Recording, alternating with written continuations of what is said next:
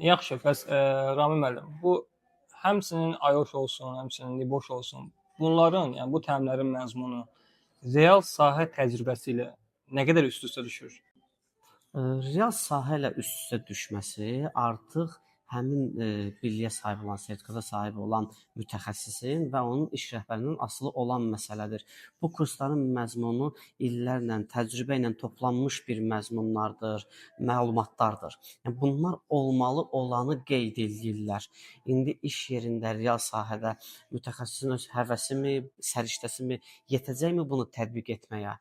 Bu artıq başqa bir sualdır. Sırf həmin insandan asılıdır və ona müəssisə rəhbərinin dəstəyi olacaqmı?